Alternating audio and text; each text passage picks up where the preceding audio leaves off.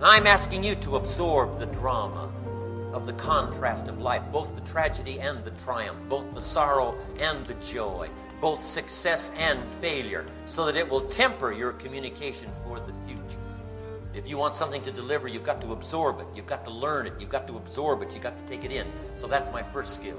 I'm asking you to be so intense, not to miss the drama or the occasion.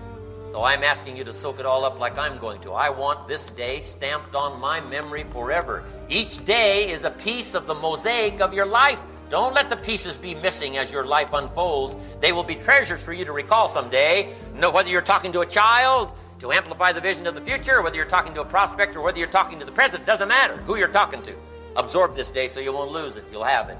Wherever you are, let yourself be touched by the drama of life. Here's what it means. Let yourself be affected.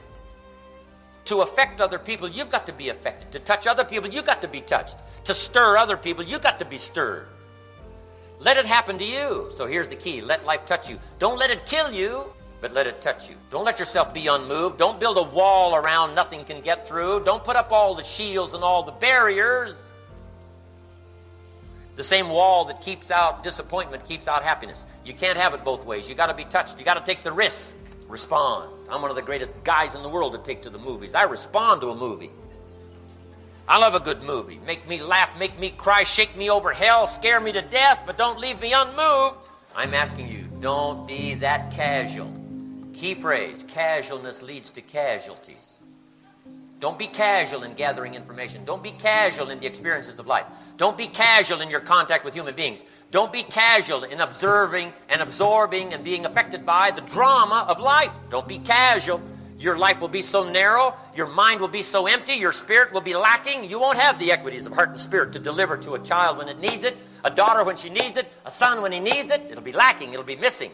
I'm asking you to be touched, absorb, feel it. Now here's number 3. Learn to reflect. This is an interesting skill. Reflect simply means go back over.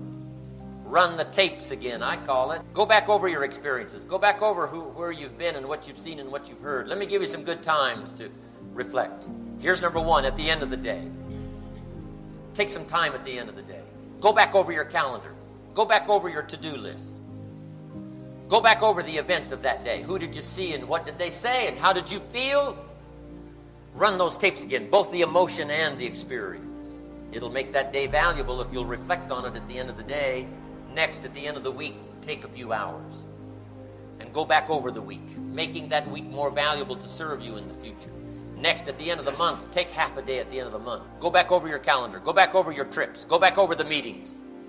Go back over the occasions, the good ones and the bad ones, the high ones and the low ones, the happy ones and the sad ones. Go back over the last 6 years, the triumphs and the failures, the wins and the losses, so that what? You can invest that last 6 years into the next 6 years and make the next 6 years a lot more valuable. Here's what's valuable about the past. It's commodity, it's coin, it's currency. You can invest it in the next experience. You can invest it in the next recruiting situation. You can invest it in the next meeting. Don't just let the past go. Reflect on it. Absorb it some more. Remember it. It's powerful. Shut out everything for a while and ponder your life. Ponder your past and ponder your future. And you walk out of the closet and you come down off of the Jeep trails and you walk away from a time alone, and now you're powerful. Now you're almost invincible. Now here's number 4. Now you must act. Number 4. Learn how to put all of this experience now into a plan, into a program. Acting is what makes all of the 3 I've talked about before valuable. Produces life, produces equity, produces profit, produces bottom line, produces success, produces progress, produces productivity. And that's what life is all about, to produce. So now gather up the past and invest it in the future. Now gather up your experiences, what you remembered and what you felt and what you've seen and what you've heard. That's what makes an experience valuable on the stage, in the movies. A well-written script, yes, but those emotions near the surface that can be mixed with a well-written script and affect somebody's life and touch somebody's heart and soul and move the mind and move the intellect and touch the spirit. I'm telling you, if you'll work at this, you can get good at it. It's called personal development of the best kind. Don't get lazy here. The time to act. is when the emotions are hot. When the feeling is there, when the power is there. That's the time to put the plan together. Not in some lazy moment when you've been drifting. I'm telling you, you'll make too many mistakes putting your plan together. Put a plan together when the emotions are high. After you've left here, before the feeling and all this stuff passes, lay your plans, the calls you're going to make and the meetings you're going to conduct and the things you're going to do, the people you're going to contact, the disciplines you're going to undertake, the new things you're going to do. Get that stuff going while it's hot. Because if you don't, here's what's liable to be your experience. And that's called the law of diminishing intent. We intend when it's hot, but intent starts to diminish. The minute you leave here, it'll start to cool. You've got to make sure before it cools completely that you've put it into action, you've put it into work, you've put it into labor, you've put it into a meeting, you've put it into an invitation, you've put it into a call, you've put it into a structure. Now here's the last one on the abilities, and that is develop the ability to share. Sharing is one of the most extraordinary human experiences available. You say, well, how would it be in your self-interest to share? Here's why. The people who share usually get the greater benefit. We call that enlightened self-interest. Now, enlightened self-interest means everybody wins. Now that you've got an idea, share it. Now that you've got something that could change someone's life, share it. Now that you've got an opportunity that could help someone with their financial future, share it. Now you've got something that'll help a father walk with dignity and pay his bills on time. I'm telling you, you've got it. Now share it. Don't bottle it up. Here's the clue. If you save your life, you'll lose it. If you just protect yourself, you're lost. Self-care leads to poverty. Self-investment leads to fortune. I'm asking you to make the most extraordinary investment here. Depositing an idea in someone's experience and let them toss it around. And if they like it, go for it. No telling, you might help them walk out of the shadows. And someday they'll say, Mary, that morning we had breakfast and you passed along this idea. I'm telling you, that was the day that started to change my life forever. Thank you very much. I'm telling you, join in the experience of sharing. Key phrase to take home, be a serious student. Be a serious student of life. Be a serious student of people. Be a serious student of enterprise. Be a serious student of financial independence. Be a serious student of how to build a financial wall around your family nothing can get through. A serious student of how to develop all of your skills, all of your abilities. Be a serious searcher for truth. Never cease your quest for knowledge. That's the first step to success, is learning. Then make this note. Direction determines destination. And you can't change destination overnight, but you can change direction overnight. And if you change some direction overnight, I'm telling you, in 1 week it'll make a difference. In 1 year, the difference will be amazing. So that's what ideas are for. Be a collector of good ideas. The second step to success is good plans. But you've got to develop good plans. If you've got a vision, now you need a good plan to pull it off. If you've got a dream, you need a plan to make it work. If you want to be healthy, now you've got to have a plan. Once the vision is clear, now you've got to commit it to plan, step by step, hour by hour, day by day, discipline by discipline, act by act. Here's number 3, step to success, learning to handle the passing of time. What an important one this is. Learning to handle the changing of seasons, learning to handle the changes in life. Here's what we all have to do. Each take responsibility for the gathering of ideas and getting ready with multiple skills to lead our family by the hand into the 21st century, unafraid, challenged but unafraid, confronted but unafraid, transition but with spirit, heart, soul, confidence. That by language and by spirit and by skill and by commitment to each other, as a nation, as a group, as a company, as an industry, as a community, to handle the passing of time. Just take some patience. You got to be patient. You got to give time. You got to give time to the corporate work of art that's in the making. Patience. It takes time to build an orchestra.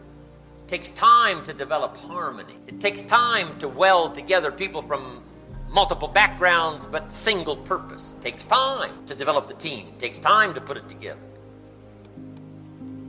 So give your project time. Give your organization time. Give your kids time. Here's one of the most important. Give yourself time. Don't cut yourself off too soon. Boy, it's easy to say, oh, I'll never learn that. You know, that's out of my reach. Looks like I'm not going to be able to do that. Hey, give yourself some more time. Don't be impatient with yourself. The orchestra will come together. Have some patience. The organization will finally produce. Have some patience. It takes a little patience to help somebody walk out of darkness into light, to walk away from the shadows into success, to walk away from pennies and head for fortune. It takes a little patience. So have some patience with the passing of seasons and the transition. You got to have patience from the spring till the fall, harvest time. Patience through the summer, taking on the challenges and see if you can solve it. Haven't got anything, see if you can change that. Haven't got enough money, see if you can change that. Want to be financially secure, see if you can pull that off. Solve the problem. That's what life is all about, solving the problems, the challenges. Let me give you a little clue on solving problems. Sometimes it's good to take it out of your head and put it on paper. Draw a line down the center of a piece of paper and put the problem here. Just lay it out. You say, well, isn't that negative thinking? The answer is yes, you got to do some negative thinking. You got to ponder the negative side of the problem. You can't come up with good answers unless you ponder the problem. Now, you don't have to live in it. You don't have to dwell on it. You don't have to spend a year on it. But sometimes it's a good idea to list the problem and then say, is that all? Well, no, here's a couple of others. Let's get it all in there so we can come up with good answers. Now, on this side of the paper, we got answers and solutions. And now, let me give you 3 questions to ask to solve most any problem. Question number 1, what could I do? There's no use going any further if you can solve it. And best you try to solve it yourself before you go any further. Why? Not only do you need the solution, you need the muscle. Here's what we teach in sales training. More important than a sale is the skill of sales. Right? Skills are better than sales. Sales are temporary. Skills are forever. Don't just say, I need the next sale, I need the next sale. Hey, you need the next skill. Skill will give you plenty of sales. So make sure your sales are leading to skills. Then skills lead to plenty of sales. Now, if that doesn't do it, here's number 2. What could I read? There might be a book on your problem. There might be a book on your challenge for the moment. Somebody might have spent a lifetime, put in capsule form, a book that could have some answers. I'm asking you, be diligent. If you've got a problem, be diligent. If you've got a challenge, be diligent. Don't cross your fingers and say, oh, well, hope maybe. Number 1, search your own head. Search your own experience. Search your own heart and soul. See if you can't come up with the answers. But if that won't do it, I'm telling you, go on a search. Futures are too valuable. The quest is too important not to take the time to make the search for ideas. Now, if that still doesn't do it, here's number 3. Who could I ask? Don't hesitate to ask, but now make this additional note. Don't ask first. Go through these steps first. Don't go here first. Why? You need the muscle. You need the exercise. You need the skill. You need the process developed, the strength of the process as well as the answer. You can't believe how much help you can get from people who first of all want to know, were you willing to help yourself? That's the clue. And the reason is because we need the muscle. Haven't we heard the expression, better to be taught how to fish than to be given a fish? Why? Given a fish is temporary. Learning to fish is permanent. What you've got in your hands now, share it. What you've got in your heart, pass it on. What you've got in your soul, deliver it. Some mistakes you've made you've benefited from, help somebody. Save them from the errors of their ways. Save somebody from despair. There are some people that won't have the joys of success and power and future until you arrive. So I'm asking you to make haste. Walk out of here in haste to conduct the next meeting, to invest in the next person's life. You'll be rewarded, not only monetarily. Who cares about the money? We're all going to get rich. What matters is richness of the spirit, richness of the heart, richness of the soul. Make this note. Humans have infinite capacity. No telling. We don't lack capacity. We've got the most incredible capacity, but it cannot be expanded and take advantage of unless you pour out what you've got with patience and joy, with anticipation, with excitement. Whether they respond or don't respond. You can't change people, but they can change themselves. Just pour out, pour out. When you pour out, you get bigger. When you pour out, you get bigger. Why wish to get bigger? So you can hold more of the next experience. Take it now.